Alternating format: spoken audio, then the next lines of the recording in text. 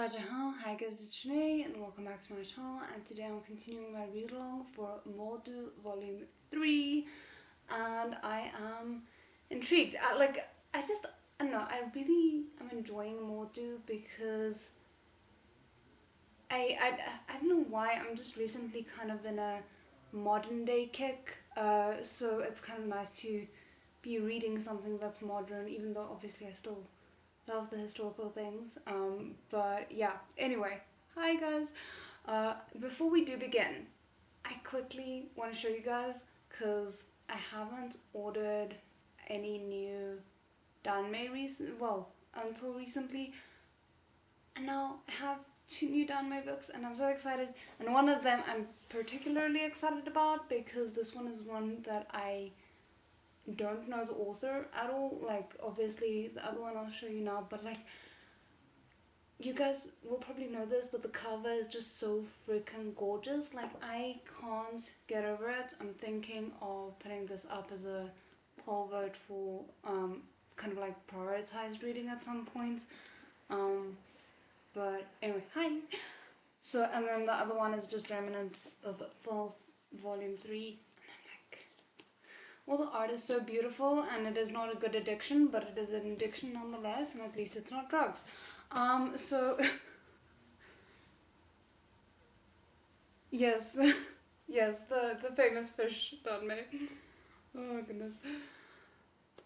I just heard it's very funny, which is always a good selling point for me. That's why I enjoy most Danmei as much as I do, because humor is so integral to it. Um, but yeah. Hey. Okay, so sorry. If you're new here, hi, I'm Janae. I do read-alongs mostly of Danmei, and I do a 10-minute break on the hour usually. I have tea with me, and that's it. I think that's everything, I hope. My voice was fine the entire day, and suddenly now that I have to like speak a lot, I can already feel problems coming. That's not good. It's hilarious and cute and wholesome. That sounds good.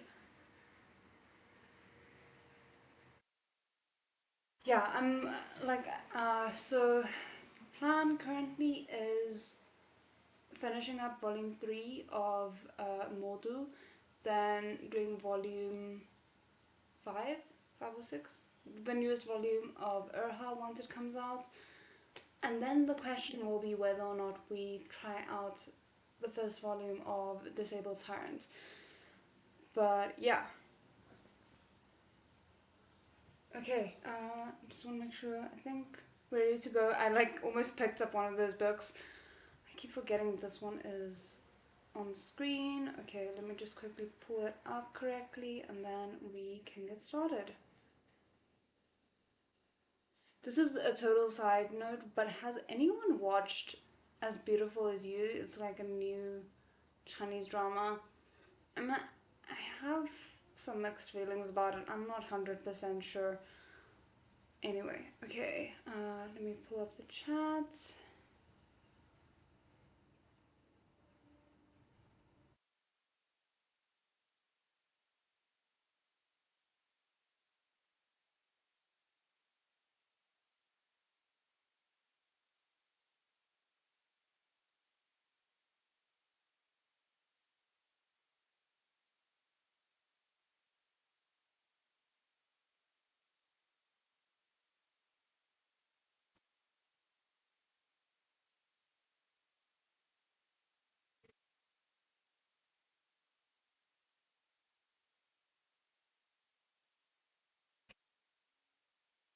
So, did you ever watch the Modu Donghua trailer? No, I never did, because as far as I know, it was never released. So I was just like, I don't wanna get emotionally invested in the trailer and then have nothing to actually look forward to. Um, is YUWU, is that Remnants of Filth, or am I thinking wrong?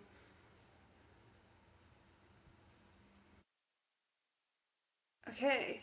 Damn it. Sorry guys, I swear I'm usually a bit more efficient than this, I think. I think we can get started.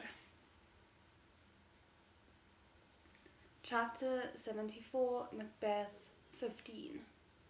My mother was pregnant with me when she married Zhou Mao. I'm her son with her previous husband. Of course, they told others I was born premature. Zhou Huaijin laughed bitterly.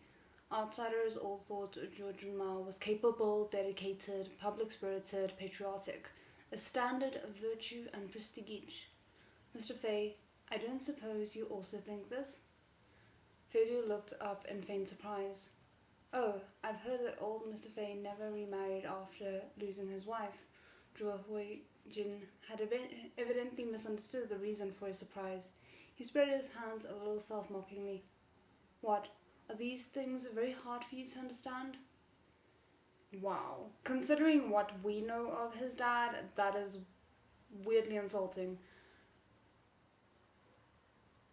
Feidu said quietly, So you're saying you've performed a paternity test? Zhou Huijin shrugged. What would be the point? I've known since I was little that I wasn't his biological son. Zhou Mao wouldn't have gotten it wrong himself. If he hadn't been sure, he would have done a test. I had no illusions about him. Huaixin is his true only son, and he still doesn't care about him at all. Never mind me. You may laugh, but the fact that he never poisoned me is the result of a many-sided game of chess.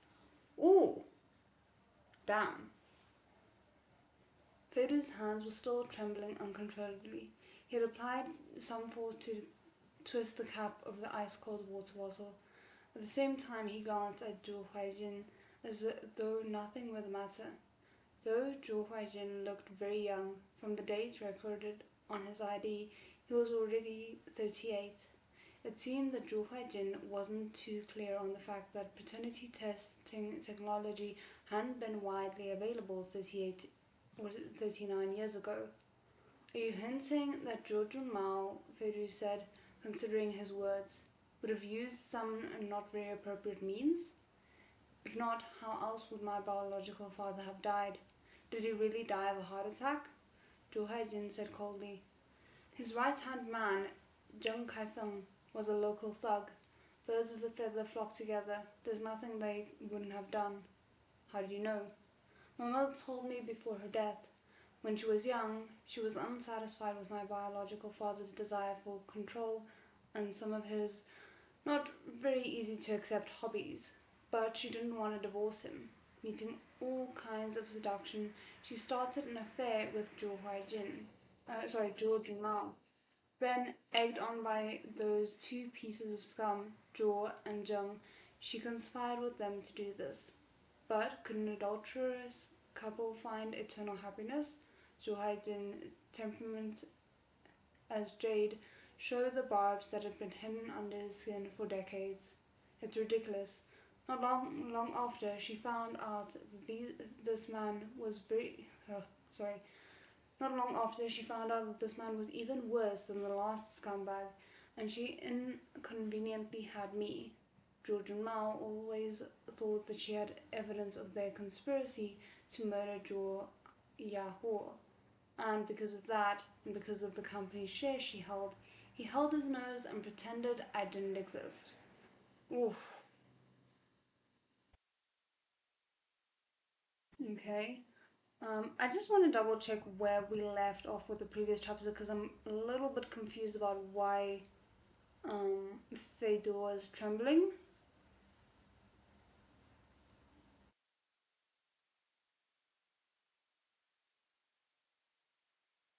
Okay, I'm still unsure why Fedor is trembling.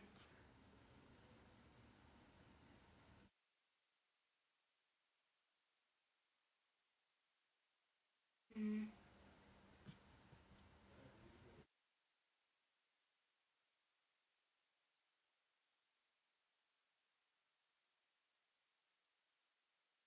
Fedor's misgivings were growing heavier and heavier. Thought? My mother had a secret safe deposit box at a private bank. No one but her and her designated heir could open it. That was the key she used to keep Zhou Mao under lock. Later, it fell into my hands. Zhou Haijin sighed. Jordan Mao is dead now anyway, so I can tell the truth. In the safe deposit box, there was only a package of expired emergency heart medication. Otherwise, would I have had any use for such inadequate and serpentine means to ruin his reputation? Something feels weird here. You say you're Zhou Yahua's son? Fedu slowly asked. Who knows that? Zhou Dalong was virtuous and moral on the surface, but he considered himself to be extremely impotent. How could he let others know he was raising another man's child? Aside from Zheng Kaifeng, I think everyone else would have been in the dark.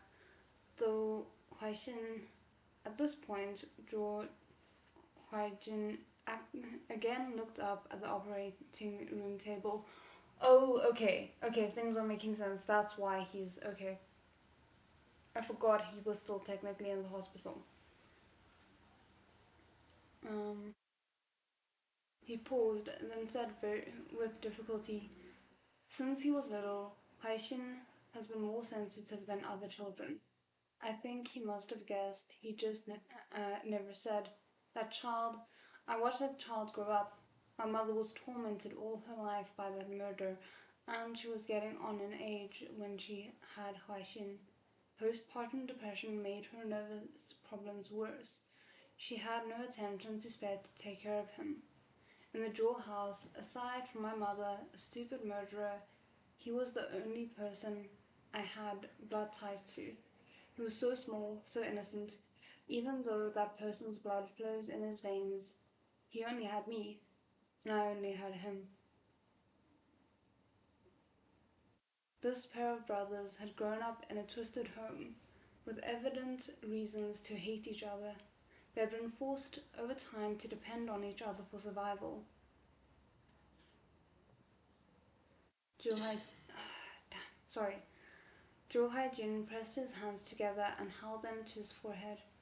If there is such a thing as retribution, why would it fall on him? Feidu knew that, according to social etiquette, he should now reach out a hand, pat the red-eyed Zhou Huaijin on the shoulder a couple of times to indicate consolation, but his heart was full of indifferent weariness. Like a cold-blooded animal with a slow metabolism, he couldn't be bothered to reach out that hand. He tilted his head and studied Zhou Huaijin. He responded in a flat voice. You just said that Huaixin was the old man's only son, so you already know that young Wu has no blood relationship to Zhou Junmao. You've investigated young Bo and Zhou Junmao's relationship? The police in this country move pretty fast. Zhou Haijin blinked hard a few times, striving to calm his feelings. He said hoarsely, Young Bo, he's very superficial, ambitious but incapable. Trails after Zheng Kaifeng every day, professing to be Zheng Kaifeng's student, when in reality he's only learned the surface level skills. Why would such a person without qualifications or abilities, his background and his academic record unremarkable, be promoted to such a position at a young age? Of course people started guessing, and that's when the illegitimate son rumors started to flow. I mean, it's kind of smart though, because if they're looking at young Bo to as being the illegitimate son, no one will be focusing on him. So it provides a distraction, I guess. The rumors were in fierce circulation for a while, but neither George Mao himself nor young Bo's backer Zheng Kaifeng said anything to clarify. As time went on, the joker might really have thought he was an unacknowledged prince. Zhou Huaijin twisted the bottle of water and shook his head. He secretly collected his own DNA and George Mao's privately found and not too above board paternity test organization. He'd even do that by stealth. Some people really aren't suited by nature to mount the stage. Ooh, okay. Following along, Fedu said, You discovered that he'd privately found someone to perform a paternity test? I knew the person in charge of the illegal workshop from playing basketball with him. Something along the lines of a golf buddy, said Zhou Huaijin. A typical example of white trash, a scammer. Okay, interesting. He knows quite a few people's secrets. He seems like a gourd with a sealed mouth that can keep anything contained.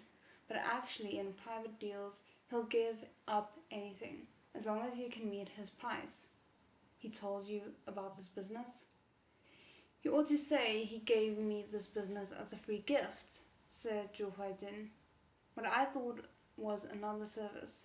What I bought was another service. I had him swap in a sample from Huaixin. Ah, so he convinced Yang Bo that he was indeed the illegitimate son. Is that what I'm getting? Yang Bo, a poor devil who had nothing, had somehow been recognized by the big boss. Most likely he felt proud and grateful, perhaps even somewhat awed. He must have conscientiously followed the man he owed a debt of gratitude to, daily exhausting all his resources to make himself seem less average. Perhaps he would even have taken the old man with his legendary life as his idol. But what if he'd found out one day that perhaps all he'd obtained had only been because he was his idol's legal heir? At first, he would inevitably have been shocked, then quickly hateful, because this meant that his mother had betrayed his father and this family their family while his idol had betrayed his trust. Oh, okay, so now they're framing it that Yang Bo might be the person who arranged the death of Junmao. But perhaps this person had natural weakness and baseness. His none too firm hatred couldn't last long. He would quickly have some different thoughts. It turned out that he should have been born with a silver spoon in his mouth, on an equal footing with those youthful talents who relied on their fathers to make their way. Where Zhou Huaijin, Zhou Huaixin, and all their strutting friends in any oh sorry, were Zhou Huaijin, Zhou Huaixin, and all their strutting friends in any position to look down on him? Why wouldn't Zhou Junmao acknowledge him? He was Zhou Junmao's son and Zheng Kaifeng's protege. Everyone knew the relations between Zheng Kaifeng and the Zhou clan's eldest son were strained. They were sons of the same father, so why did he have to work for a living instead of having a share in the profits of the enormous family property? To say it another way, couldn't the Zhou clan be his? So it was you, Fedor said quietly. He shall spurn his fate, scorn death, and bear his hopes above wisdom, grace, and fear. Zhu Huaijin closed his eyes, lips moving faintly, almost inaudibly, adding the next line. And you all know, security is Mo's chiefest enemy. Fedor looked at him with a trace of ridicule. Goddess Hecat, you've expended a great deal of magic to make young Bo think he's Zhou Junmao's illegitimate son. Give him unlimited hopes. To what end? Yang Bo is one of Zheng Kaifeng's people, said Zhou Huaijin. I don't know why Zheng Kaifeng would value him, but the old thing really does treat the Joker as his confidant. When Yang Bo was promoted, it was Zheng's opinion against everyone else's. Even READALONG had some veiled complaints, though in the end he also accepted it. It's a contest, and I don't have enough people or resources. I have to think of some ways to break up my opponent's allegiance.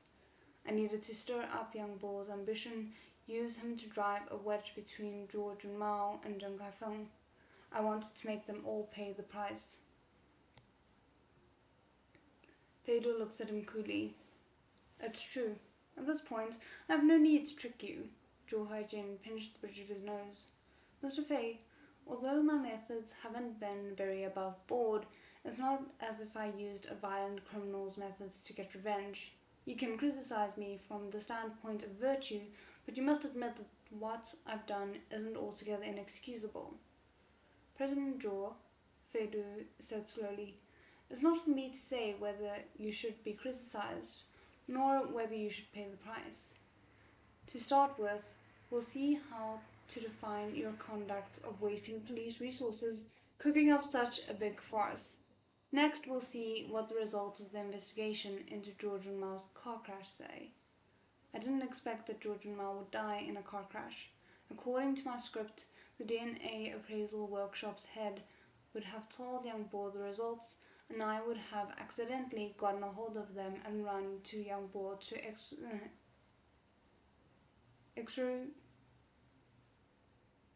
exoriate him? I've never heard that word. Sorry. First, I'll get him angry, then I'll get flustered and assert to him, Dad won't acknowledge you. I understand Young Bo. He's very superficial.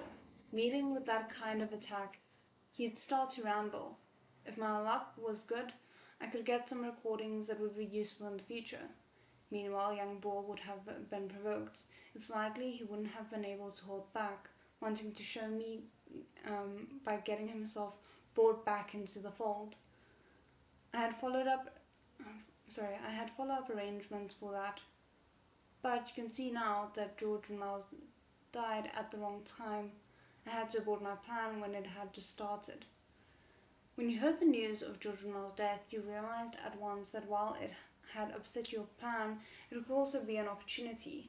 So you hinted to Zhou Huaxin that he should call the police, attract their notice and the notice of the public using Young Bo as a pretext. Then, when the car crash had been thrown under suspicion, you put together a fine game, making George and Miles' death even more bewildering. First, you shifted the blame onto Young Bo. Then you used the business of the Public Welfare Fund to lead the police to investigate Zheng Kaifeng. While the Zhou clan was unstable, you'd wiped out your two enemies at one fell swoop, at the same time wiping up the flames of public opinion to completely destroy George and Mao's reputation. It's clever. It's not ethical, but it's clever.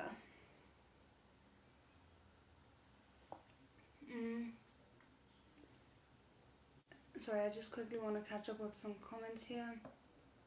I don't know if I will get with the stream, but boy, we are in for a ride. Oh goodness, okay. On chapter 64. That's a bit behind. Are you okay with spoilers? Goodness. He saw his friends getting stabbed and there was a lot of blood.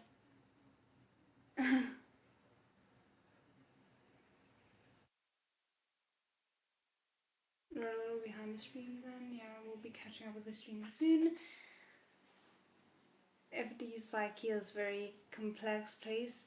Yeah, I have to say, like, I'm very intrigued to see more of his emotional baggage being unpacked. Other things we're gonna get fed in this arc with Dwar putting his flirting game into full gear. Oh, it hasn't been in full gear yet? Okay, let's get going again. Zhou Haijin's throat moved. He didn't expound, as if silently acknowledging it. Feidu said, weren't you afraid that the Zhou clan wouldn't recover from the attack, and when it came to you it would be in shambles? The current Zhou clan is Zhou Mao's Zhou, Zhou Haijin said quietly. Whether he's living or dead, it's inextricably linked to his reputation. It's another part of him. I wanted to destroy his gilded image. As for the rest, isn't it all worldly possessions? Mr. Fei, if you'd also had a thorn in your heart from the time you were little, would you not dare to pull it out because you were afraid of being reduced to poverty and ruin? Money, things. To people like us, sometimes they really don't have the power to attract.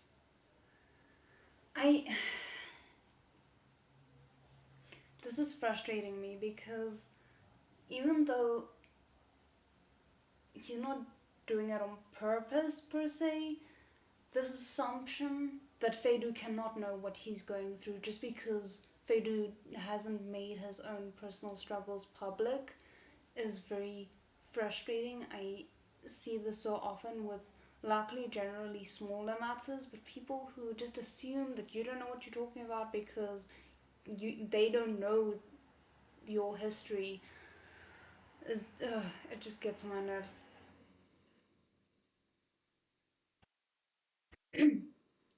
The current Joe plan is sorry, I'd already read that.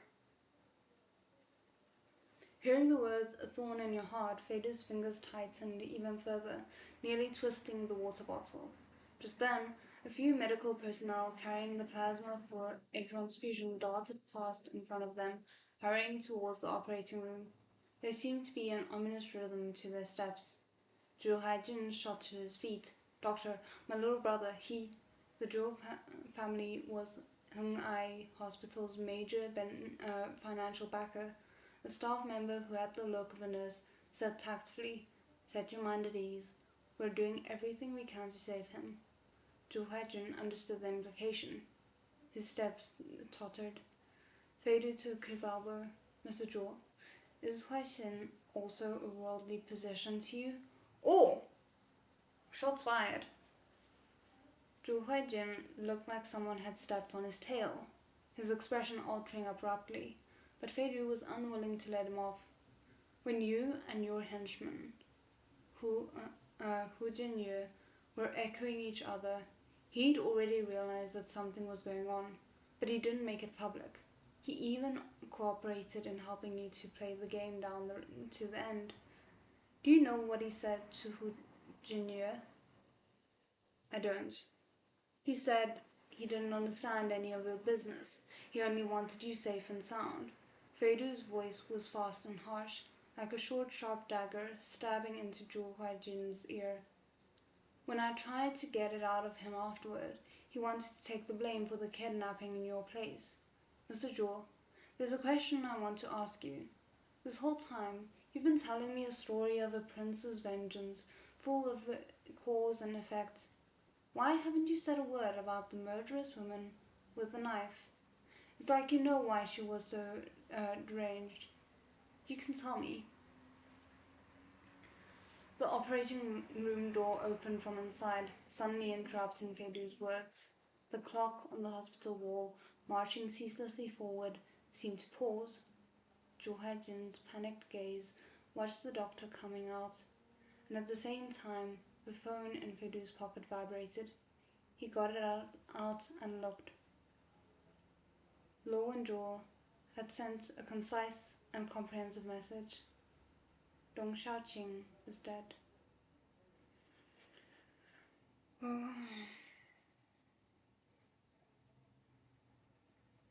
Feidu stared, letting go of Zhou Huijin on the spot. His first reaction was to call back, "How are you doing?" It was noisy where Lo and Zhou was.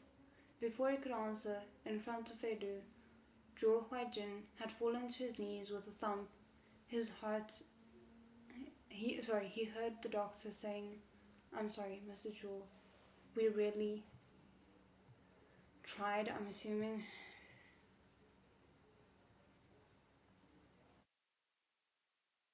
It's not pretty when he's angry. It's kind of attractive though, like because it's very righteous.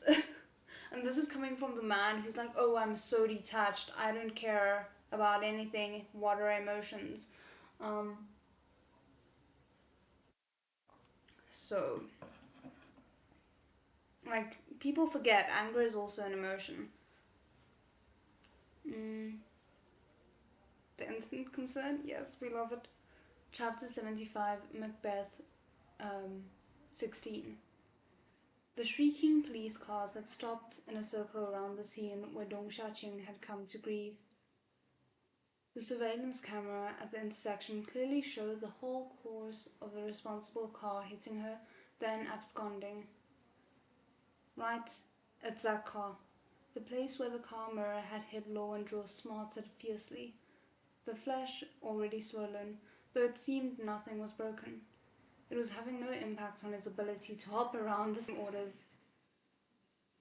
The person had his face wrapped up and he was dressed in full battle array, not showing his hair. This definitely isn't his first time doing this kind of thing. Suddenly turning at that speed and hitting someone, it's easy to mess up and flip the car over, and he absolutely had his escape route planned out in advance. Captain Law, are you alright? The colleague reviewing the security camera footage next to him was appalled by the sight of him. Why don't we go see a doctor to look after you? I'm alright, it won't kill me. There was an anger in Lorwynjaw's heart that could have burned a hole in the ground. He was afraid that if he breathed too deeply, he'd blow the earth out of the solar system. He forced it down, doing his best to calmly say, I need everyone to investigate all of Dong Xiaoqing and Dong Qian's social relationships afresh. All of them. Especially Dong Qing's. The fleet he worked for, his clients, the rest stops he passed through, where he bought food to eat. Captain Law, why don't you at least get a bandage? Your arm is bleeding. This man has no sense of self-care.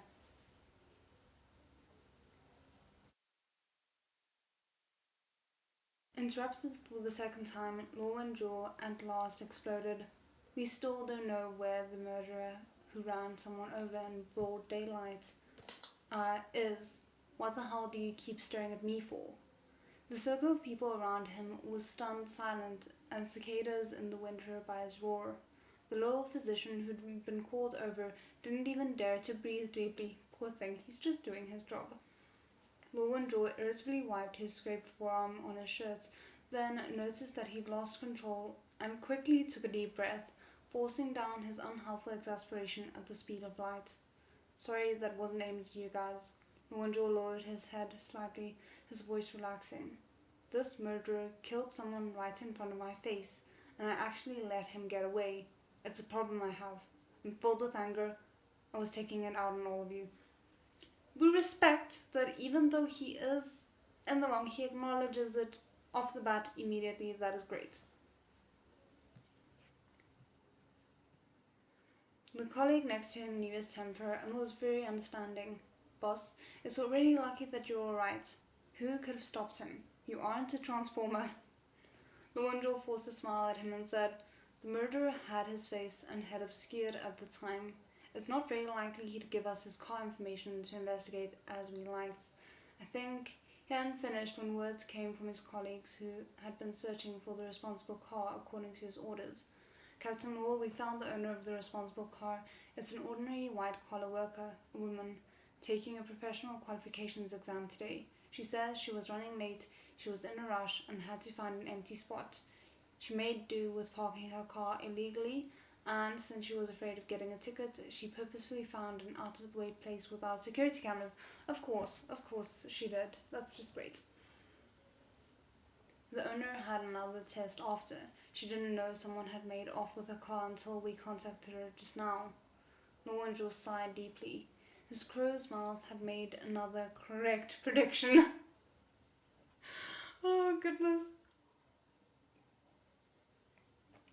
The thing with Duar, he doesn't understand his emotions. Even in Justice in the Dark with the apathy explanation, it's more of an not clocking his own emotions than not having any.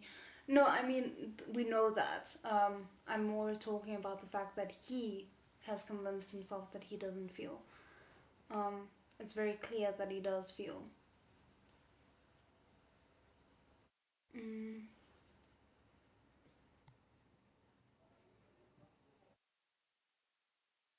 Captain Law, the traffic camera network caught the responsible car. Go after it, Lowenjaw said heavily. But they were too late. Half an hour later, the police found the broken down car in the yard of an abandoned factory. The previously well-maintained white sedan's front windshield had died a violent death, and there was only one side mirror remaining, making it look like one ear in the cartoon. The car's 4 doors were wide open, and there was no sign of anyone. The cracked headlights and twisted bumper, faintly blood-spattered, formed a mocking smile. Lowenjaw heard the technicians who had come along quietly commenting what a sorry state it is and can it still be repaired. I mean, it murdered someone. I don't know. if those kinds of cars get to be returned to their owners. As far as I know, they usually get impounded. Um, Repair my ass. Who'd drive a car that had killed someone? But this car isn't cheap. I think that's the kind where the basic car is 300,000 or 400,000. Is the owner rich? I don't think so. She's working away to test for a certificate so she can get work. If I were the car's owner, I think I'd go mad. Isn't this an unmerited calamity? This group of technicians had been called over straight from the city bureau. They hadn't gone to the scene of the murder and hadn't been face to face with the corpse. At first, they didn't make an association with the hair-raising murder. The scraping murder weapon touched the eternal insecurities of salaried workers. They observed the law and discipline daily, working hard and scrambling every day, saving a bit here and there. In 10 years, saving up for a house they could only come home to sleep in. In 5 years, saving up for a car that was always stuck in the traffic on the highway, carrying a load of loans, thinking it was a disaster if they ran late and couldn't make full-time hours. Years of struggle and frugal living, then someone had casually made off with it and destroyed it in an instant. There was no one to take your grievances to, after all. Compared to the girl who had become a pile of rotting meat, the descriptions here are just so grim.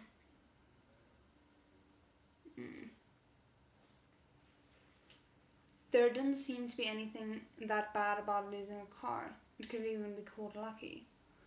Doors and locked courtyards deter gentlemen. They don't deter villains. All kinds of laws and regulations seem to exist only to control honest and decent citizens. Looked at like this, honesty, decency, civility, sensibility, these qualities were all errors that wouldn't make you anywhere near as happy as a mad dog going around biting everyone. The law and Zhou went over, the technicians doing their work consciously closed their mouths under the influence of his low pressure system. Thank you, because I was just thinking, like, you guys are saying all of this in front of the man who saw her die. Don't you think that's a little bit insensitive?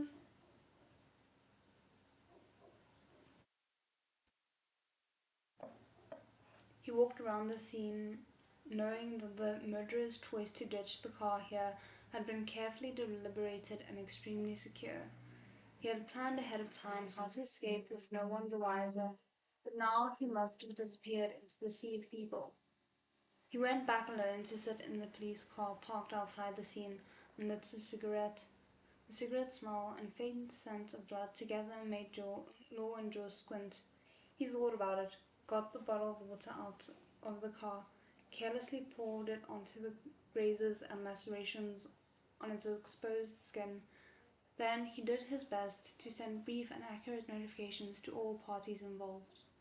When he got to Feidu, Nowanjo hesitated, guessing that he would be at the hospital, taking advantage of Zhou Huaijin's shaky mental state to worm something out of him. He knows his husband so well, his future husband at least. And thereupon only sent him a text message. He didn't expect Feidu to call him back before he put the phone away. Oh, that is really cute. I love how he was being so considerate of Feidu, and then Feidu just kind of like proved how much he cared about Lo Wonjo inadvertently. Oh goodness. Hearing his non-sequitur question, Lo Wonjo slowly breathed out a smoke ring. What would be going on with me? Feidu was silent for a moment. Over the phone, Lo and Zhou heard his light, lengthy breaths. They lingered in his ear, for no reason calming him down. Oh, okay. Unfortunately, he hadn't been calm for 2 seconds when chaos suddenly erupted in the background on Feidu's end of the phone. Someone cried out something, followed by hasty footsteps and a babble of voices. Feidu looked up and saw Zhou Huaijin kneeling on the floor. Reading the body language of the medical personnel, he already knew the outcome of the rescue efforts. The Zhou clan was Hengai Hospital's major beneficial backer. No one dared to slight them. One after another, they made a production of coming up to help Zhou Huaijin to his feet. The director of the hospital and the head of all the departments also shortly came over one after another. Their condolences sounded like a group of frogs in a pond after it had rained, croaking ununanimously. Oh my goodness, what a description. Hi. Um, but also I just love the fact that there was something. What was it that I loved? It was something about the two of them. Oh, I love how we barely really got anything that we couldn't have inferred, like without explanation. But they just had to like give us this moment between Law and Zhou and Feidu before we went back to the chaos of Zhou Huajin collapsing.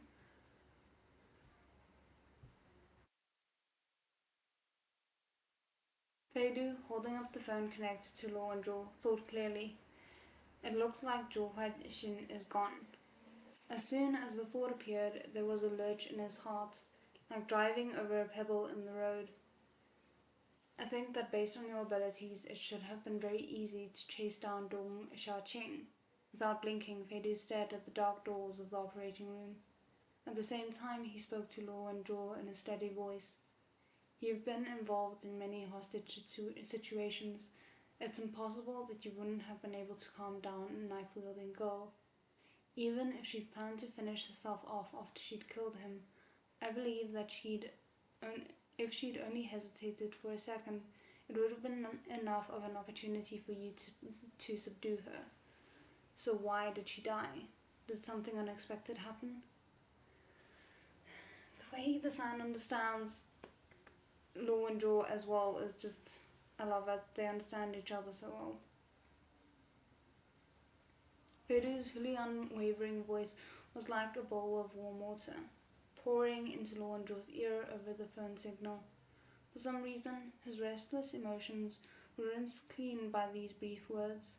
Law and Zhou put out his cigarette, pressed his thumb to his forehead, and for no reason at all, very much wanted to see Feidu. I'm fine. I'm not happy at all. Oh my goodness. I can't explain clearly in a few words. My colleagues from the bureau are already at Hengai Hospital. What's going on with Zhou Huaijin? Did he confess anything? He confessed. He planned the kidnapping himself. Fine. Tell them to get him under control and take him back to to the city bureau. Luo and Zhou paused, then added, Wait for me at the hospital. Feidu seemed not to notice the softened voice at the last sentence was spoken in. He hung up and went to Zhou Huijin's side. I'm fine. There were no tears on Zhou Huijin's face. There was hardly any expression. He was only staring at the operating room in disbelief, until a person covered in a white sheet was pushed out. Suddenly, he found strength somewhere to force apart the people trying to hold him back, heedlessly throwing himself forward. His first reaction was to pull away the white sheet covering the face of the deceased, needing to see clearly for himself. Zhou Haixin lay there quietly, his face pale, somewhat ashen. He didn't seem anything like he had been while he was alive. He put Feidu in mind of a painting he'd bought from him. The painting was of an intersection on a bustling high street. Upright buildings and billboards had been carelessly dubbed with big grey blobs of varying thickness. The street was filled with walking skeletons, each brightly dressed in different style of clothing, separating the skeletons by sex, age, and social class. Zhou Huixin's artistic abilities were limited, neither here nor there. He normally chose subjects that would make people think anyone who hung them in his living room was crazy. Quite a few of the people who bought his paintings had only done it to curry favour with him, and after buying them had put them in the bottom of a chest to gather dust. Fedu and his other drinking buddies had jeered at him when they'd bought paintings, often asking him, "Great Master Zhou, when are you gonna die? When you die, this painting will really appreciate." Damn! I was not prepared for that. Now it was all alright. For those paintings lying under beds, in basements and storage rooms, the greatest news that would raise their stocks had finally arrived. They had hoped of seeing the light of day again. President Zhou, don't look. President Zhou. Everyone hurriedly tried to pull Zhou Huijin away. Zhou Huijin's lips trembled. He seemed not to have reacted yet. Fedu looked him up and down. President Zhou. Amidst the chaos, Zhou Huijin, with difficulty, pulled together the remains of his intelligence and looked at him weakly. Forgive me. My head's not quite. Just then, the police came in. Having received Law and Zhou's notification, they wanted to take Zhou Huijin away. Fedu stood with his back to them, lightly waving a hand, indicating that they should wait a moment. He himself went over to Zhou Huijin and said, "They have their procedures for handling cases. I'm afraid I'll have to trouble you to go with them. President Zhou, believe me, I can look after Huaixin for you for a moment." Damn. Priest is really good at going from very happy moments to very sad moments in way too rapid succession. Like it's giving me whiplash. Oh.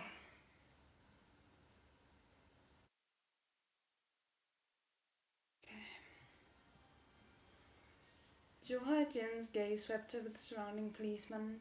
He seemed to want to turn back to look at Zhou Huijin again, but perhaps he didn't dare. Whatever the reason, in the end, he still hadn't looked. At this point, past the initial shock, Zhou Huijin was once again instinctively preserving his image in front of outsiders. He shook off his bodyguards as his support and stood up straight, nodding to Fedu.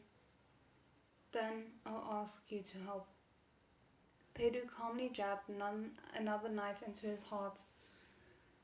"Huaixin defended you with his life because he hoped you would live well. President Zhou, look after yourself." Zhou Huijin had his back to him.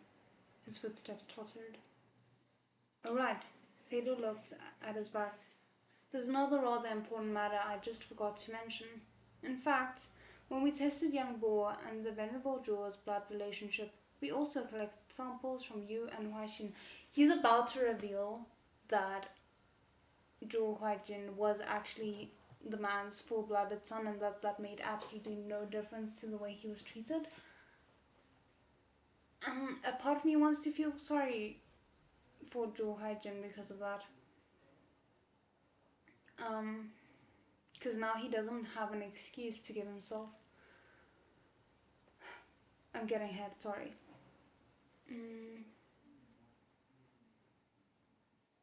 In fact, when we tested young Bo and the Venerable Zhou's blood relationship, we also collected samples from you and Huaixin. President Zhou, I didn't know how complicated your family relationships are, but DNA is simple and clear. Zhou Huijin's pupils contracted. When Fedu's voice paused, he had a certain dim premonition and turned around. Fedu made a show of shaking his head pityingly, covering up the traces of a smile at the corner of his lips. "It's very strange. The results of the paternity test were clear. You're Zhou Junmao's son." There was a moment where it seemed that Zhou Huijin didn't understand Chinese. He stared numbly at Fedu. Then his disordered reflex arc managed to run its course. and he immediately leapt up and grabbed Feidu's collar, incoherently saying, "What did you say? Say it again." When a person's inner world came tumbling down, you could see his magnificent sight by looking into his eyes. Like an avalanche on a high mountain, a tornado sweeping over a village, a tsunami dozens of meters high, gradually striking land, a meteor shower falling down. Feidu clearly felt that incomparable pleasure was sadistic, what sadists and serial killers had jointly pursued in fascination from time immemorial. The criminal policeman next to them suspected Zhou Haijin wanted to assault him and quickly swarmed around, getting him under control. Zhou Haijin reported to always show a graceful bearing in front of others, crumpled, yelling, "No, no, say it again, impossible." "Are you all right?" A policeman helped Feidu keep his footing. "I'm all right." Feidu straightened his collar. "Look after him. If you really can't control him, sedate him. Don't worry. When he wakes up, he'll tell you everything. You've worked hard. Go ahead now. I'll wait for Captain Law." The policeman heard him, nodded, and hastily went after his colleagues. Having gone a dozen steps, for some reason, he turned back to look at Feidu and felt an inexplicable trace of terror. Damn it. Okay. Feidu methodically made an arrangement for dealing with Zhou Huaixin's remains. He notified the medical examiner, then cleverly shook off the director of Hungai Hospital, who wanted to question him about the circumstances. He waited at the hospital door for Luo Wenzhou to come. Luo Wenzhou had been afraid he wouldn't be able to stand the sight of blood and had simply taken care of all his visible wounds. "I'm so proud of you, only practicing self-care whenever it might negatively affect Feidu. Baby steps, I guess."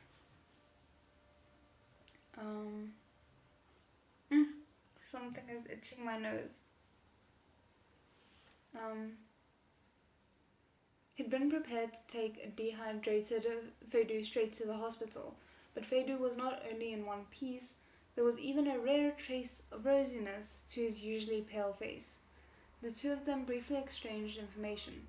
Luo Wenzhou hesitated, then concealed what Dong Haixing had said to him, while Feidu roughly surmised Zhou Haijin's confession, admitting how he had step by step forced Zhou Haijin to the point of collapse. Yeah, we're not worried about that at all. But also the fact that both of them are keeping secrets from each other is just frustrating me. After hearing the Zhou family's bizarre wealthy family drama, Luo Wenzhou looked sidelong at Feidu and couldn't resist saying, "So your so-called fear of blood was also just you messing with me?" "Oh, no, it's definitely not." Feidu smiled without answering. He only said, "Shishong probably isn't in the mood to go out with me today. Could I trouble you to take me home? To the villa? You've been there before." Feidu's activities were normally in the city, and he lived in a mid-sized apartment near the conglomerate. Luo Wenzhou stared for a moment, then realized that Feidu meant the house his mother had died in. "What do you want to go there for?"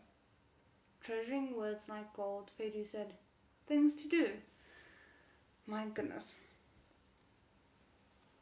Luo Wenzhou frowned, dimly sensing that there was something not very normal about Feidu. After he'd learned about Dong Xiaoqing's death, his first reaction had been to call back and ask Luo Wenzhou what was going on with him. But now, seeing him covered in blooming bruises, he hadn't asked a single question. A person who normally talked so much nonsense, he was now leaning back in the passenger seat, not saying a word, resting his eyes. Yeah, this feels like latent shock. It wasn't at all far from Hungai Hospital to Feidu's family villa. Without traffic, it was a 20-minute trip. Luo Wenzhou stopped the service car at the gate of the gloomy, magnificent residence. He poked Feidu. "We're here." Pedro opened his eyes. His gaze was so cold his eyes seemed to be made of inorganic material. He didn't even say thank you, only wordlessly opened the car door and made to go. Zhou finally couldn't resist grabbing Pedro's wrist. Wait, what's the matter with you? Pedro struggled, but naturally he couldn't shake him off.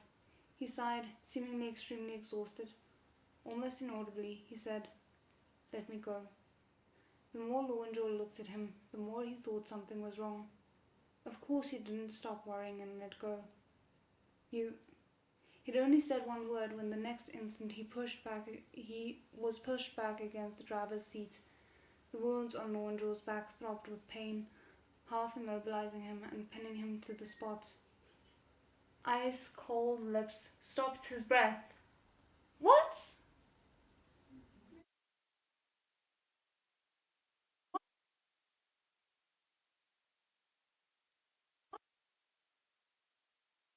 Okay, well, that's a place to end the chapter. Because we now are at the end of the chapter, I'm quickly gonna check your guys' comments and then I'm gonna take the 10-minute break. Because it would be dumb not to. We were.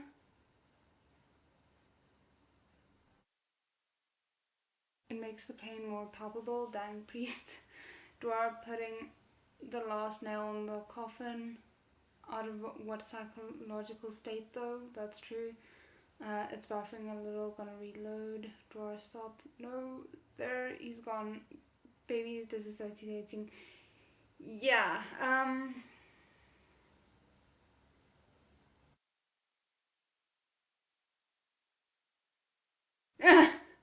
much more, that is hilarious.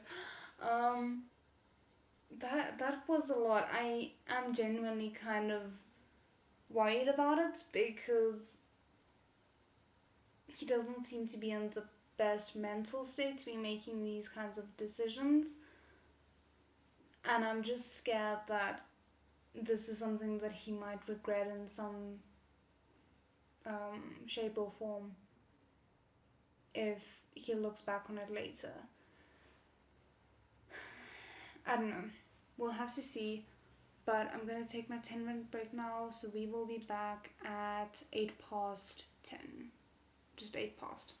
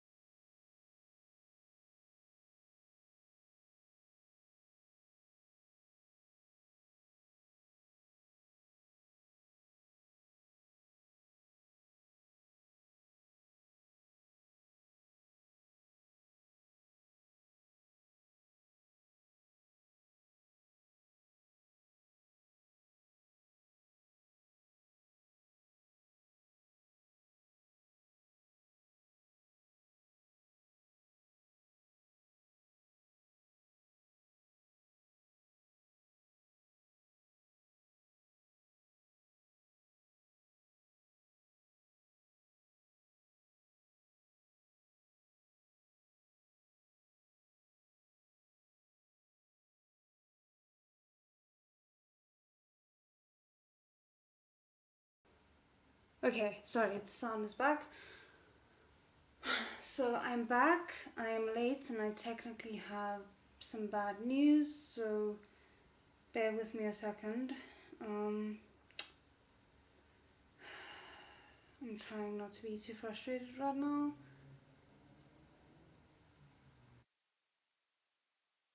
Okay, let me just drop this in the chat.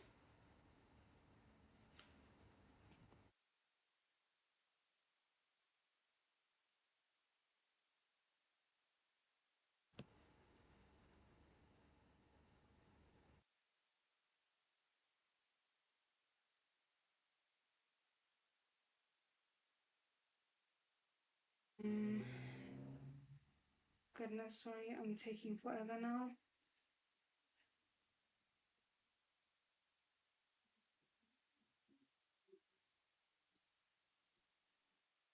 I promise it's important.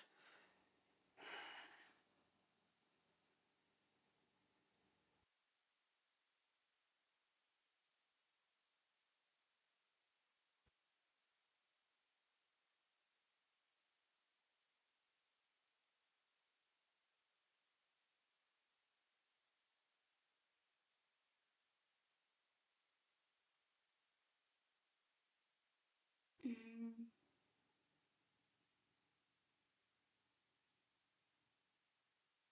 okay. So, it seems that while I was busy with the live stream, my channel was struck. Can you guys, let me just see if you guys can see me at all. Okay. On my end, it seems fine. So basically, my channel was struck because of one of the Japanese show reactions that I did. And because, as luck would have it, with shows, unlike with movies, um, you know, there's multiple episodes, so that means multiple strikes, and if you get 3 strikes, you're out. Your channel gets terminated in 7 days, and I was just informed that my channel is about to be terminated in 7 days. Obviously, there is recourse for me, but the fact that YouTube has no protection for channels against abuse of copyright systems like this is highly frustrating, and the fact that I now have to deal with this after the live is getting me very frustrated as well. So what I'm gonna do is I'm gonna share my backup channel with you guys in the meantime, because that's frankly all I can do. YouTube doesn't allow videos to be posted after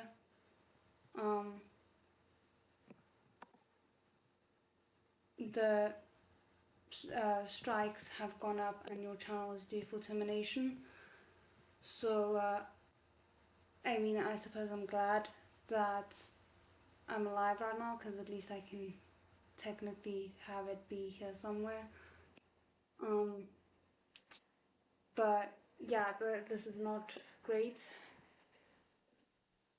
Anyway, okay, with that explanation out of the way, I need a distraction because there's nothing I can specifically do about it right now. So we are gonna continue with the regularly scheduled programming, but I just had to let you guys know about it. Okay.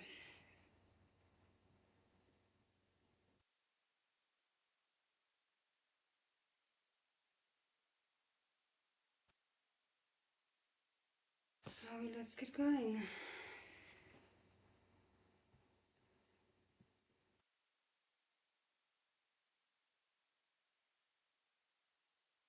I just want to pull everything up again.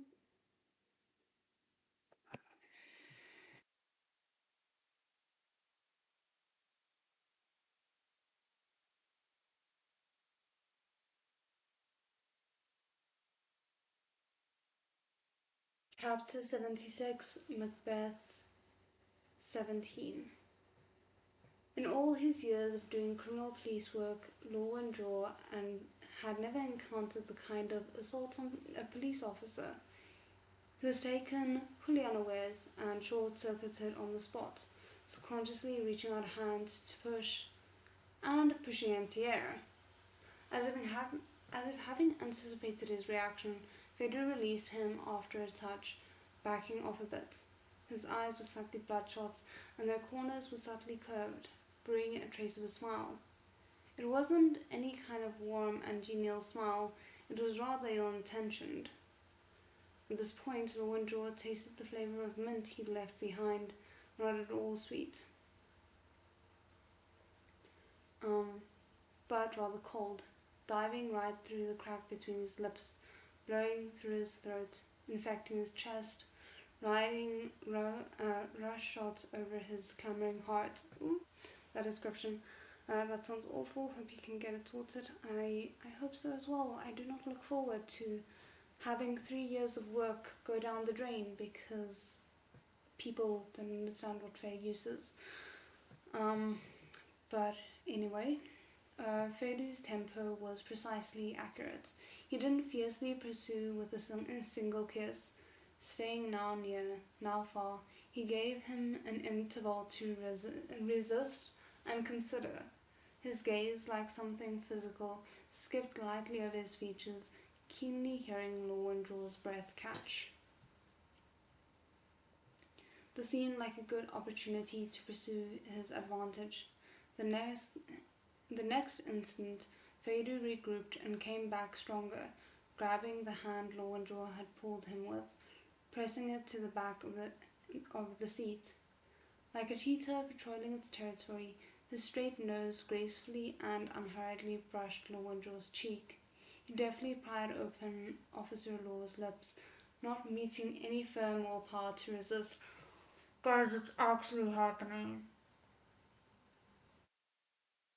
I can't believe this is happening right after I had the freaking scare of my life. Like, can I not just get a moment to appreciate them actually getting to this point? Why did YouTube have to ruin it? Oh, okay. It was as if it was as if an immersion heater had appeared out of nowhere in the narrow car. The thick air heated the lightning with lightning speed. Fedu's breath enveloped everything. Lowendraw wasn't any kind of man of honor to sit there calmly and be kissed. A whole day of emotional vicissitudes had critically depleted his willpower, and moreover, it had been a long time since he'd encountered an expert kisser like Fedu. With his intellect's spirit struck dumb, his impetuous body was drawn on by the trace of warmth already existing in his heart. It answered involuntarily, acting first and asking permission later, ordering him to raise his hand and press it to the back of Fedu's neck, ready to draw him into his arms. Oh my goodness.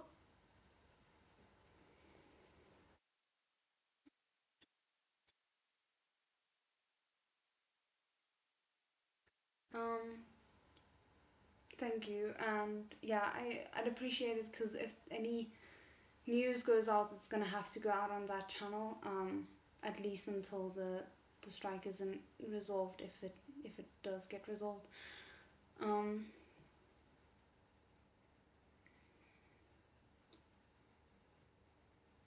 at this point, the icy chill of Fedu's body called back some of his intellect.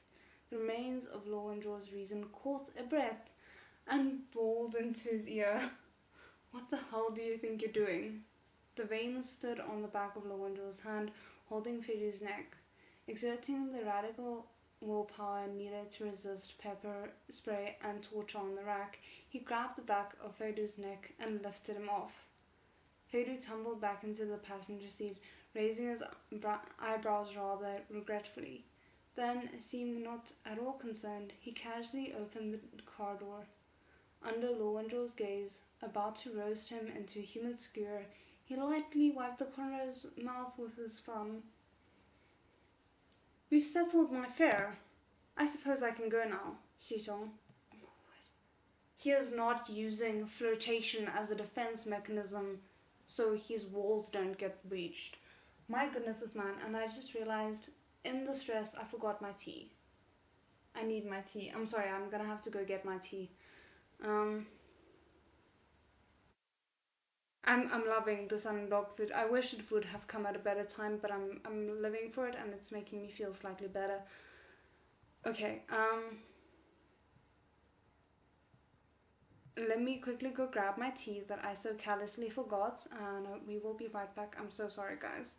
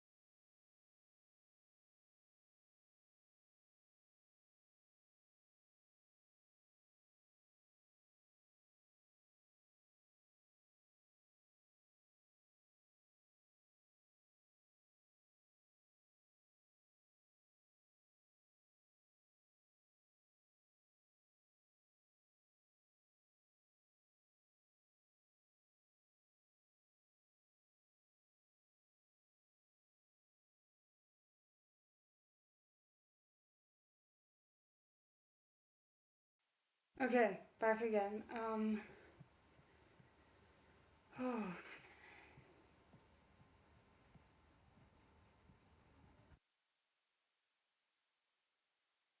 And he's a brat. He really is. He really is. The best kind, though. Um, his expression called Law and Jaw said, "Get the hell out. Go." His reaction seemed to please Fedu. The bastard unhurriedly got out of the car, then bent down and waved at him through the window. "Drive slowly on the way back. Also, the bruises on your waist are really dreadful. Shouldn't you go to the hospital to have them looked at? I couldn't bear to touch them." We do. Law and Jaw, dot dot dot. A breeze came through the open window, and he only then noticed that his shirt had been untucked at some point by the foul hoodlum. Faye. "But your abs really do feel good," Fedu commented, pouring oil onto the fire. He stuck his hands in his pockets and easily turned and left. Heading towards the empty villa, there was two flames rising by turning into Law and Jaw's heart. The uh, steaming out of the 7 apertures of his face. There was no way to reconcile them. He was simply about to explode. Agitated, he glared at Fedu's back in the rear of the mirror, the faint bit of warmth in his heart leaking away entirely. He didn't know whether he wanted to peel off Fedu's clothes or simply peel off his skin. As he glared, Law and Jaw suddenly inadvertently noticed that the sleeve of Fedu's trim shirt was moving without any wind. At first he thought it was some embroidery on the shirt reflecting the light, but looking closely again, he found that Fedu himself was trembling involuntarily, as if he were freezing or as if he'd been electrocuted. Law and Jaw frowned, hesitated for a moment, then couldn't relax about it. He opened the car door and followed. Thank you for noticing. I'm so glad he noticed.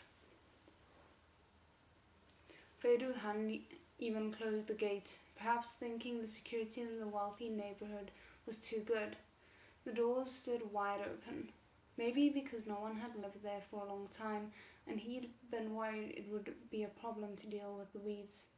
Fedu had the yard covered in stone. There wasn't a single blade of grass growing. It looked flat and cold.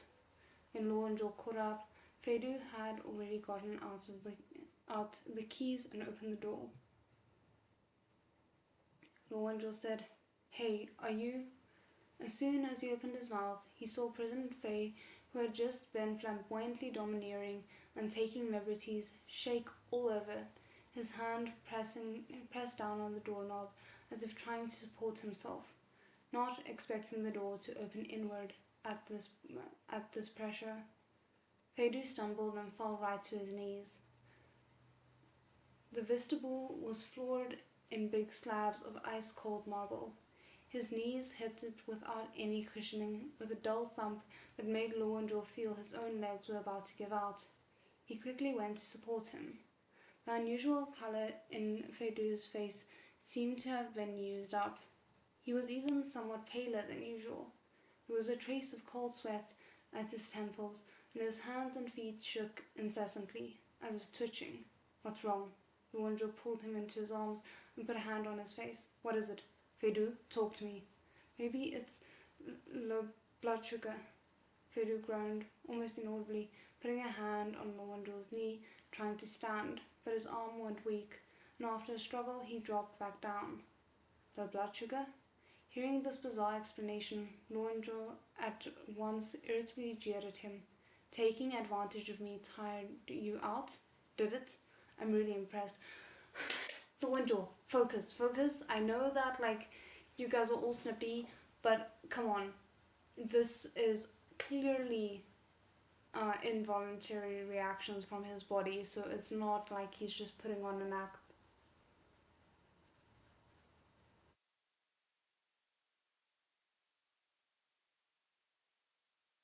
Mm.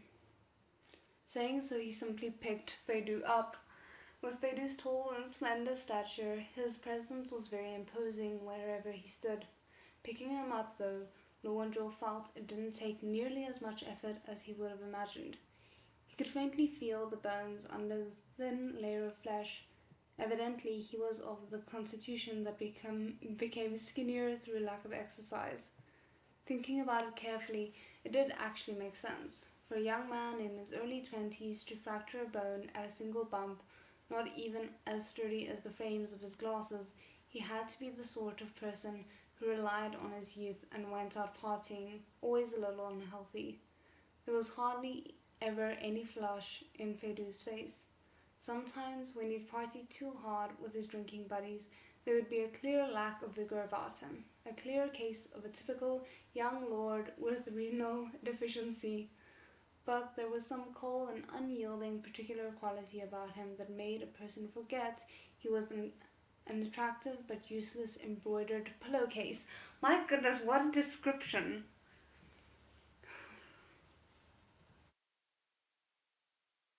Luanjo laid Feidu flat on the couch, then straightened up, shifting his bruised back. "Don't die. Is there anything to eat here?" Feidu didn't speak. He feebly pointed at the kitchen. Luanjo walked 2 steps away, then turned back and picked up a blanket from the couch, throwing it over Feidu. He turned and went into the kitchen. The kitchen was bright and clean, probably because someone regularly came in to clean it. The kitchenware was basically for decoration. Some things still had tags on them. Lorenzo opened a few cupboards and found there was a condiment, found where the condiments were kept, and got out a bag of sugar. Then he picked up a barrel of purified water, poured half a glass, and dissolved some sugar in it. Lorenzo was about to carry it out for Feidu to drink when he thought of something else and looked down at the barrel of water that had already been opened, thinking, "How long has this thing been here? It hasn't expired." He smelled the water and turned over the barrel to look at the manufacturing date, suddenly discovering that it had been bought a week before.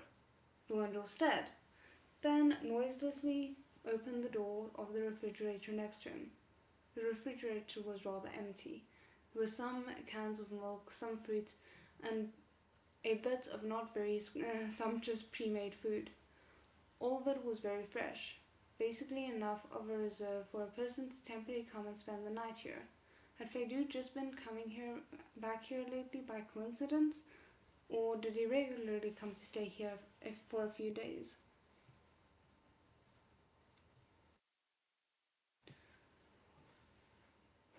As far as Feidu understood, even before, as far as Lowenjo understood, even before Feidu's mother had died, he hadn't been living here permanently. He normally lived in an apartment near his school with a housekeeper to take care of him, coming back here every weekend. Only when he was making arrangements after his mother's death had Fedu come back to live here for part of a year. His father had never been there. It had been appalling to think of a child living on his own in an unlucky abode, so Taran had often come to see him then, until half a year later Fedu had moved back into the apartment in the city, and the people who had been worrying about him, both obviously and in secret, had relaxed slightly. And in secret, cough cough, Law and Zhou.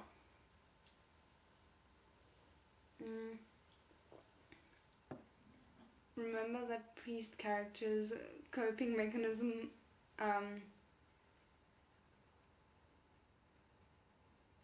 is making out with significant other? Yeah, never worked on said significant other, neither on Joshu or Law and Zhou. Also, can we not talk about the person's young deficiencies with a straight face? Especially when we were pushed down and groped with like 2 minutes ago. Yeah. This is complicated. Law and Zhou had thought he had never sold the place only because it was hard to get rid of the house where someone had died, but now it seemed. He thoughtfully turned his head and looked at Fedu lying on the couch. This place really did have the makings of a haunted house. Even though it was exquisitely decorated, brightly lit, swept so clean there wasn't a speck of dust, it still made you feel gloomy, well suited to suicides and hauntings. Since he'd walked through the door, Law and Zhou had dimly felt that there was something wrong with the house. But after all, he'd last been here 7 years ago. He was already doing pretty well being able to find the door. For a time, he couldn't think of what the problem was. He put the sugar water in front of Fedu, wanting him to drink it himself, but he found that Fedu's hands were shaking so hard he could hardly hold the glass. He could only bow to his fate, snatch the glass away, and hold it up for Fedu to drink. Fedu sighed gently. Jishong, I'm going to love you until you can't escape. Law and Zhou was so stirred up by his slightly nasal voice that his scalp went numb. Wait, what? I'm sorry. I'm like my brain lagged on that bit because I couldn't actually comprehend the fact that Fedu had just said that. Shishong, I'm gonna love you until you can't escape. What?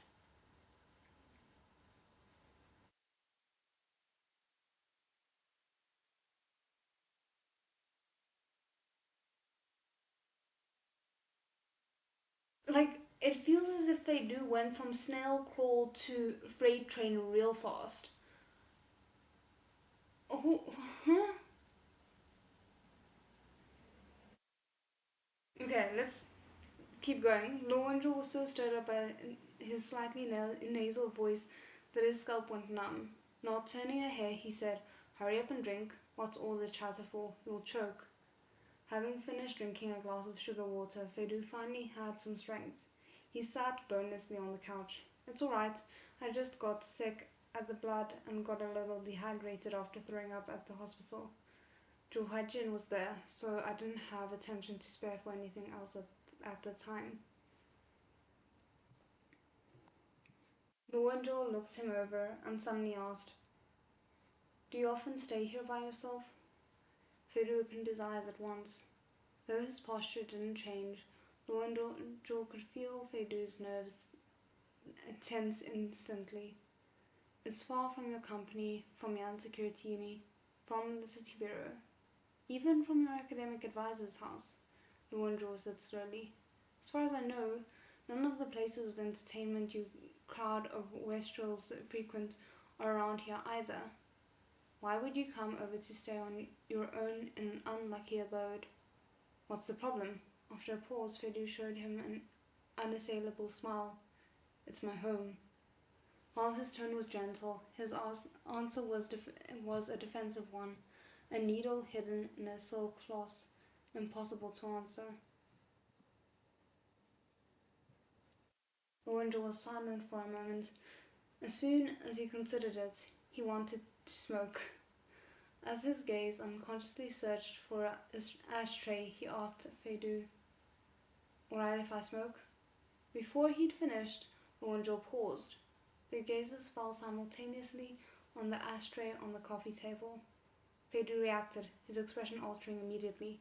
At the same time, Luanzhou's blurry memories and faint intuitions finally came together and cleared up.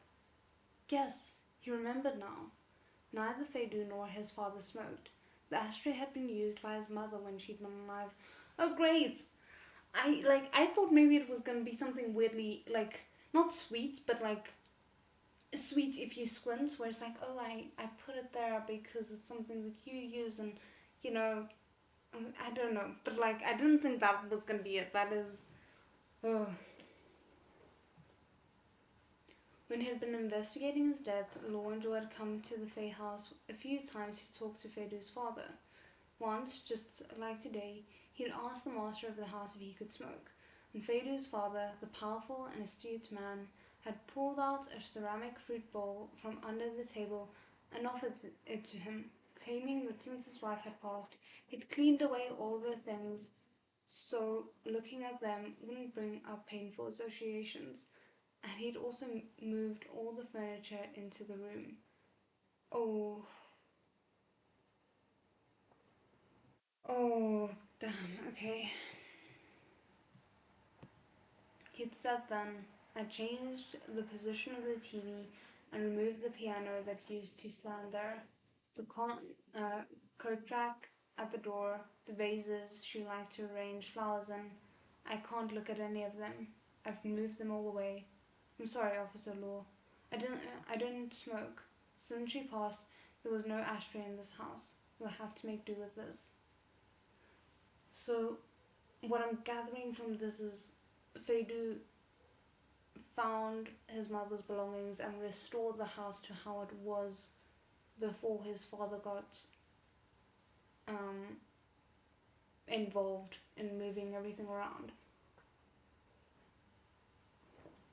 Lorenzo's gaze immediately swept the whole living room, the TV, the piano, the retro coat rack at the door, even the vases in the vestibule and the living room had all been returned to their original positions.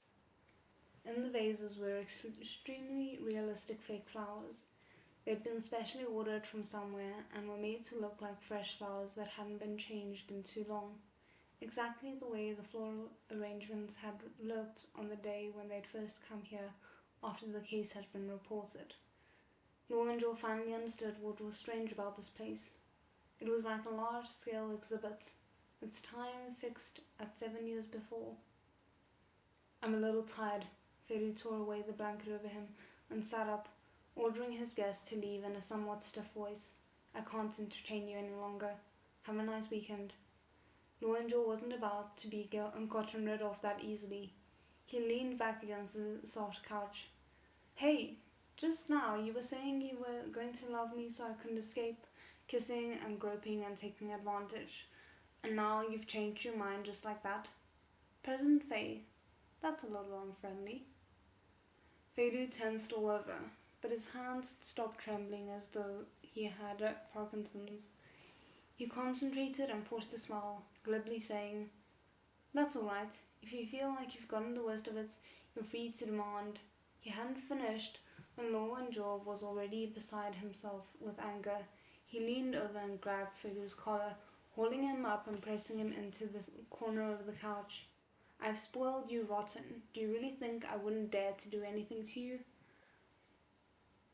Okay, I'm guessing it's gonna be, I'm hoping actually, it's gonna be similar to that somewhere in one of the 8 episodes that we got of Justice in the Dark, there was a moment where he kind of seemed to be intimidated by Feidu or Peisu, and then he hit him over the head or something to that effect, where he was like, you impudent brat or something. And I feel like this might be a similar situation. At first, Feidu was rather shocked, but he quickly relaxed, Secure in the knowledge of his safety, he embraced Law and Zhou. Well, Mr. Policeman, what would you dare to do to me? Feidu undoubtedly had a beautiful pair of eyes, especially when he smiled, his irises refracting light in several layers. The the gradation of a natural human eye couldn't be replicated by even the highest grade of contact lens. It was a miracle of the accumulated accomplishments of hundreds of millions of years of slow evolution, containing the most complex and changeable moods and desires, the subtlest and most torturous emotions, like a mustard seed in a fantasy novel, the whole world in a grain of sand. Evidently, Feidu's mustard seed had an indestructible outer shell. Lorenzo gazed at him from up close. His throat moved. Then, without saying a word, he tore open his collar. The movement was rather rough, shirt buttons scattering over the floor.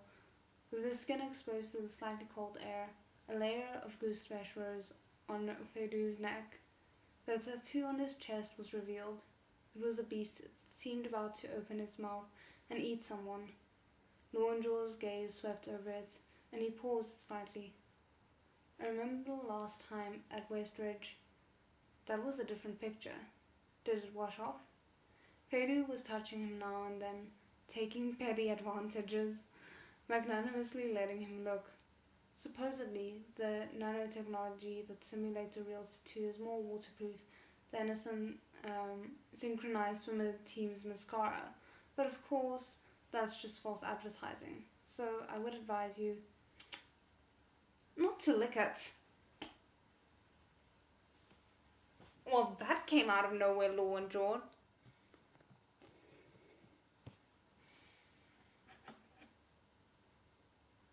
Oh, okay. Okay. I thought. I don't think he actually licked it. I think maybe Feidu was teasing. Let's see.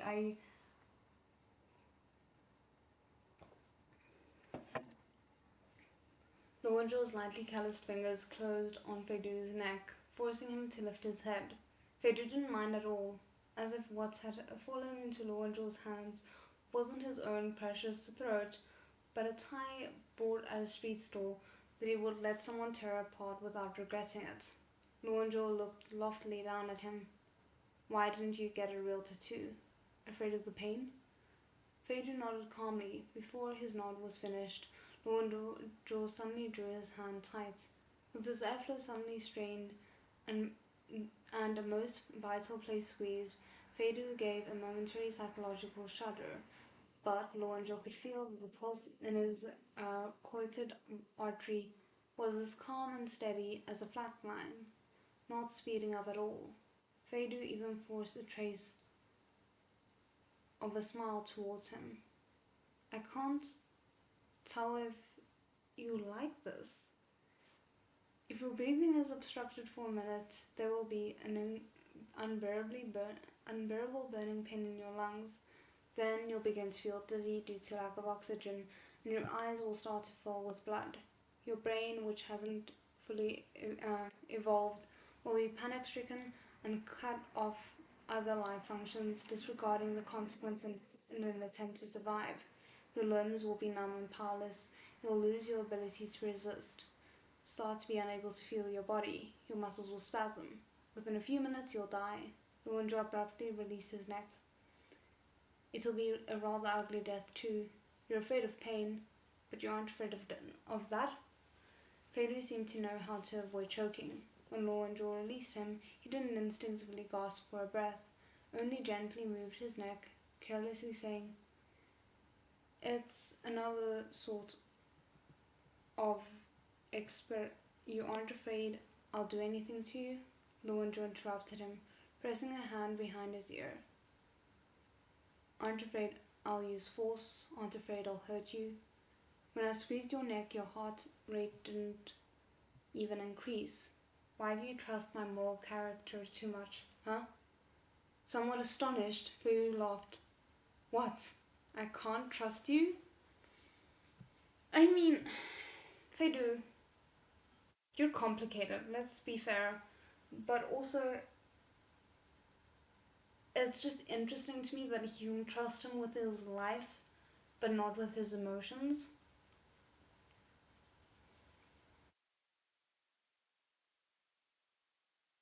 Lowenjo expressionlessly gave in, "Oh, if you trust me so much, then answer a question for me. I remember your dad threw that ashtray away. Did you buy one exactly like it, or get the old one back?" Feidu hadn't expected that he'd make this kind of sudden thrust halfway through a perfectly nice flirtation. His pupils contracted slightly. At such a short distance, there was no way to hide even a slight alteration from Lowenjo's eyes. "Why? Because you're still investigating her death?" Feidu immediately pushed him away. Lowenjo had been prepared.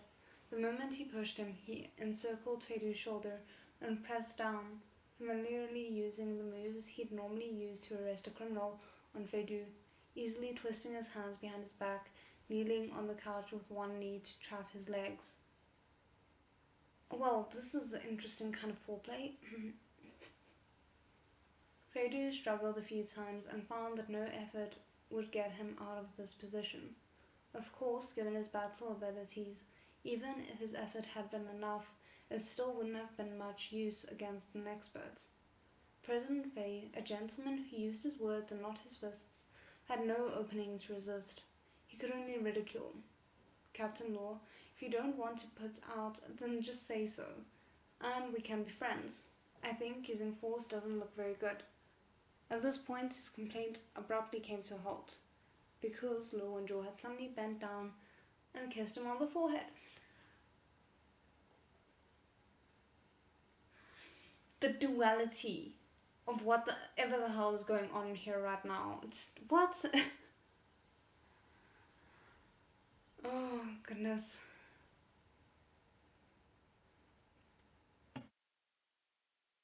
They do. Dot dot dot. Lowenjo, not very gently, stroked his rumpled hair, clearly seeing panic flash across Fedu's face.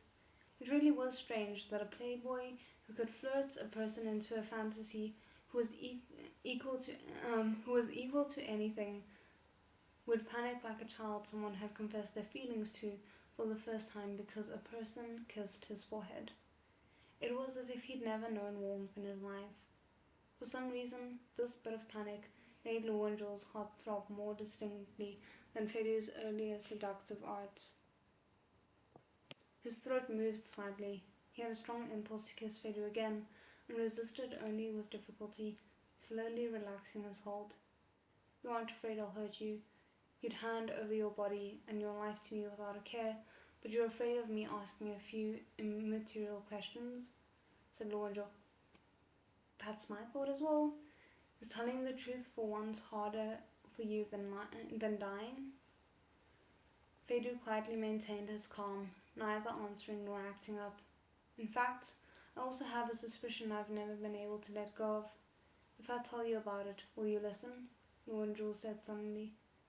Fedu didn't respond, and Lowenjo paid him no mind, starting to relate. "When I'd just graduated, I thought I was destined to do great things.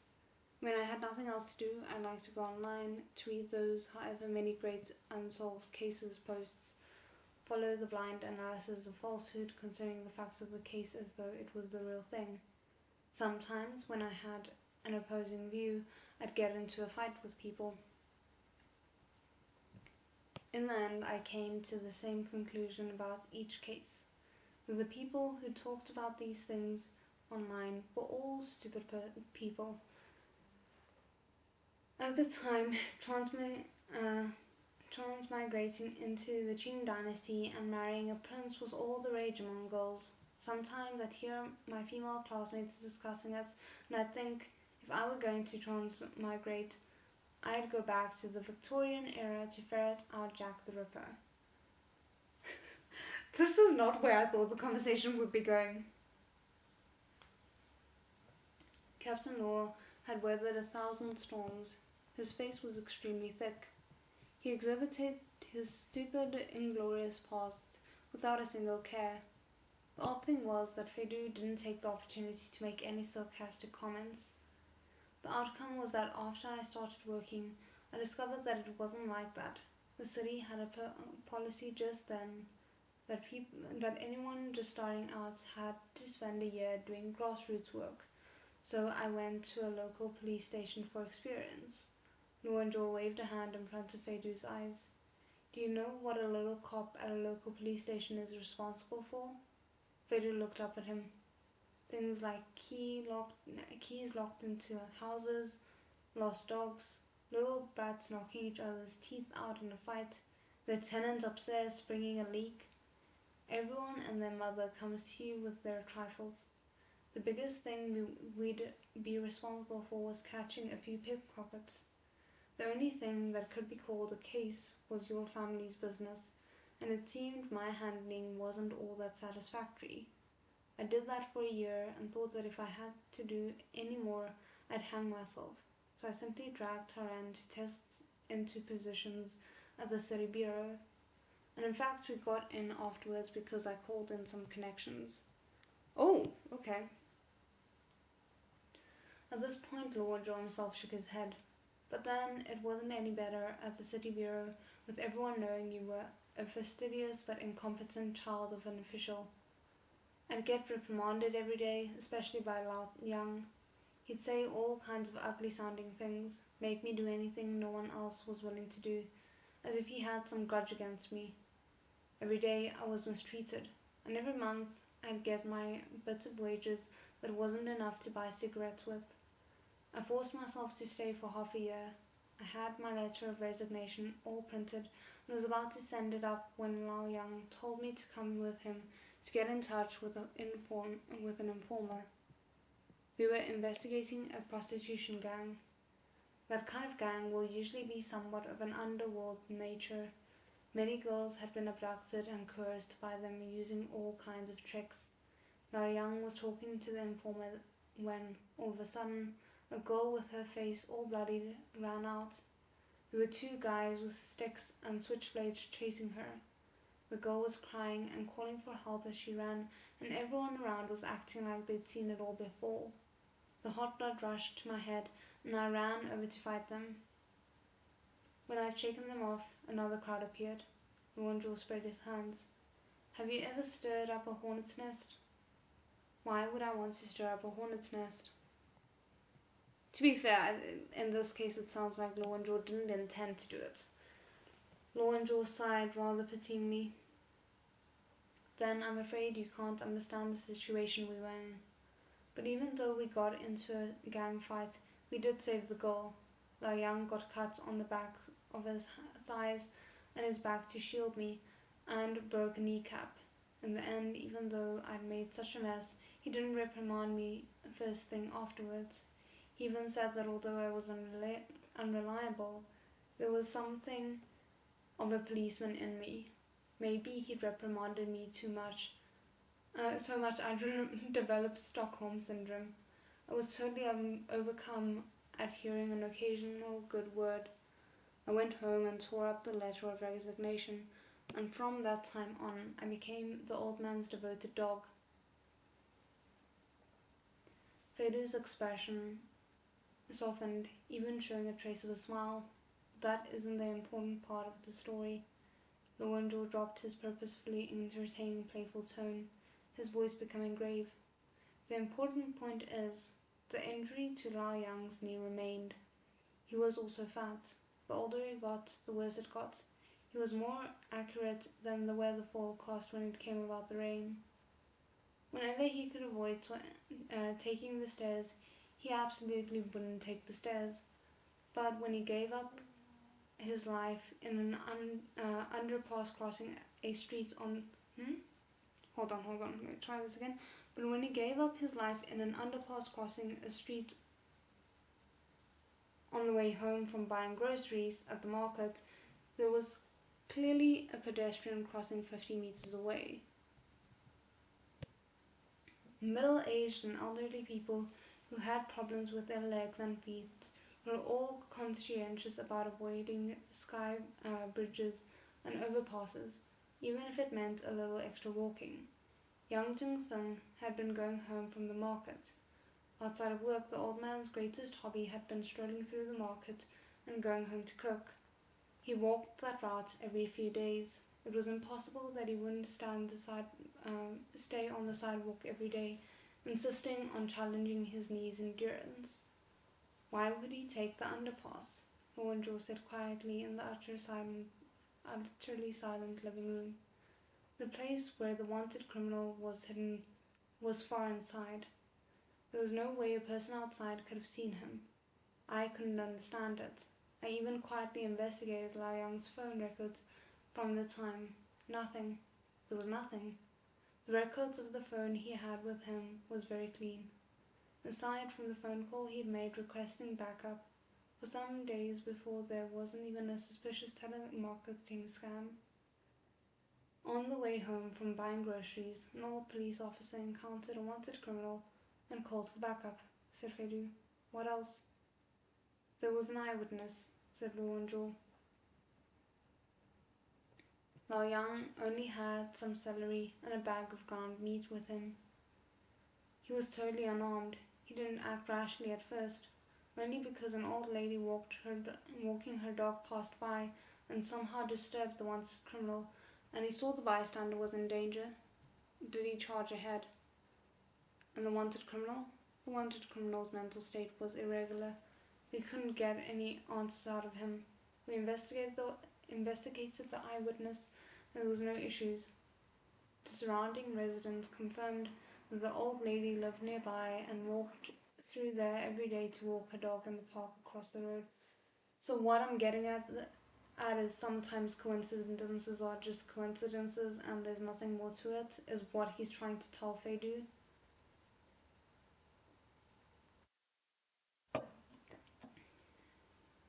Coincidence, unassailable, cause and effects, an old criminal policeman dying for a just cause. It was a perfect accident. There we go. I mentioned the suspicious points at the bureau, said Law and Joe. My colleagues and superiors all cooperated to investigate and collect evidence, and in the end we came up empty-handed. You know, when someone dies a violent death like that, their friends and relatives often can't accept it, often imagine a hypothetical murderer, so there's a direction for them to vent their grief in. Fede responded, just like me back then. Like you back then. Lorenzo suddenly grabbed his hand. Fede subconsciously pulled it back, but the man gripped it tighter. After that happened, I dimly sensed that perhaps there was some basis for you to question the outcome of your mother's case so fiercely. But Fede, Lorenzo looked up at him. You can remember her forever. Never abandon your search for the truth, but you can't trap yourself inside it. Actually, what I forgot to say to you that day. Pedro used a bit of strength, forcefully pulling his hand away. The cause of her death isn't what's trapping me. Lorenzo froze. It's not that. Pedro shook his head and averted his gaze, staring at the ashtray on the table. He was silent for a long time. As if using up the last of his strength, he forced out, I know how she died. It's not that. If a soul could sweat, Lorenzo would have been drenched. He'd really used up everything he had to pry Fedu's mouth open a crack. He hurriedly followed up, You know how she died? Fedu firmly clenched his teeth, as tense as a string about to snap.